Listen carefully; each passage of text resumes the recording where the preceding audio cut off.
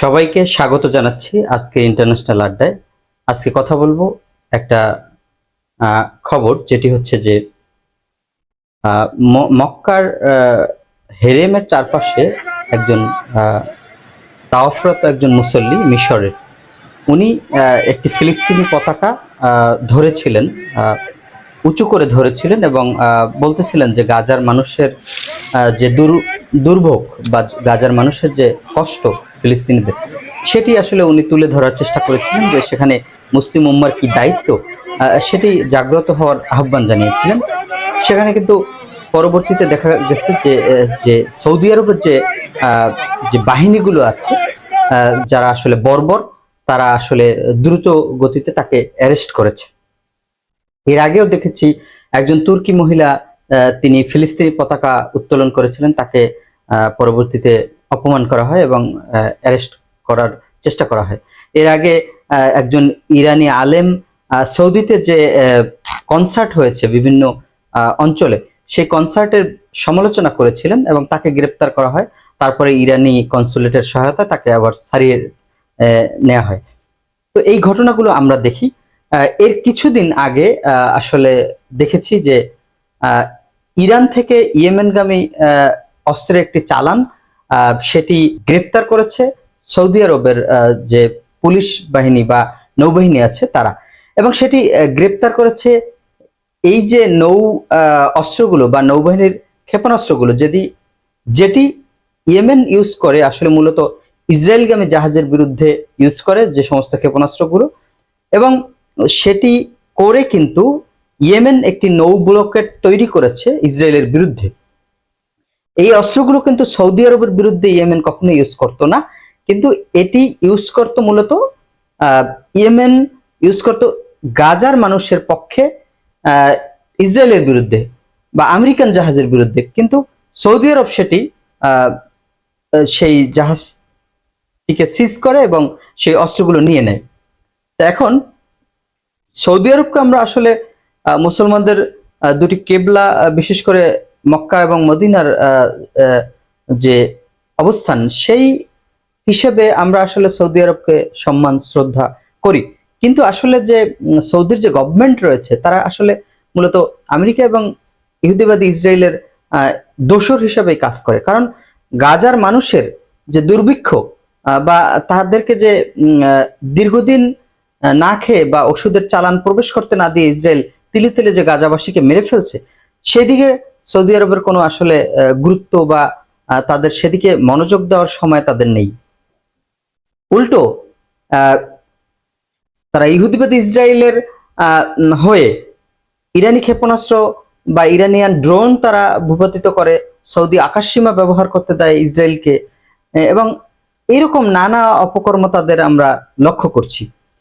আর একটা গাদ্দার, যেটা হচ্ছে যে মিশরের সিসি, যে গাদ্দার মুসলিম বিশ্বের সবচেয়ে এই মুহূর্তে বড় গাদ্দার।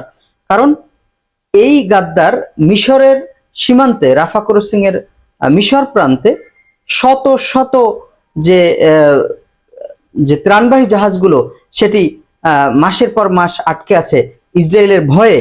এই যে গাদ্দার সিসি, সেটি এই ত্রাণবাহী জাহাজগুলোকে গাজায় প্রবেশ করতে দিচ্ছে না, এবং গাজাবাসীকে তিলে তিলে না খেয়ে মারার যে চেষ্টা, সেখানে এই গাদ্দার সিসিরও অবদান রয়েছে।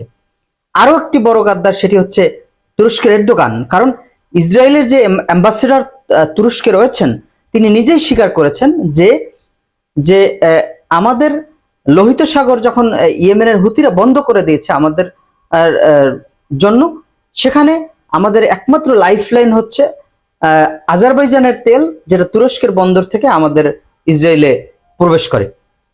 অতএব মুখে এরদোগান কিন্তু বড় বড় কথা বলে বা ইসরায়েলের সমালোচনা করে, কিন্তু কার্যতভাবে তিনি কিন্তু ইহুদিবাদী ইসরায়েলের মানে তেলের একজন সাপ্লায়ার হিসেবে কাজ করছেন, এবং মুসলিম বিশ্বের সাথে বা গাজাবাসীর সাথে গাদ্দারি করে যাচ্ছেন।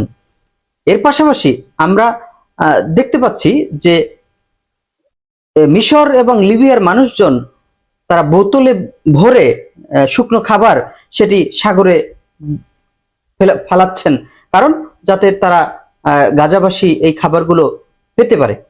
এটি হচ্ছে তাদের আবেগ। সাধারণ মানুষ আসলে কি করবে যদি সরকার আহ, আহ, আহ, এই ইহুদিবাদী ইসরায়েল এবং আমেরিকার লেজুর বৃত্তি করে, সেখানে সাধারণ মানুষের কি করার থাকে?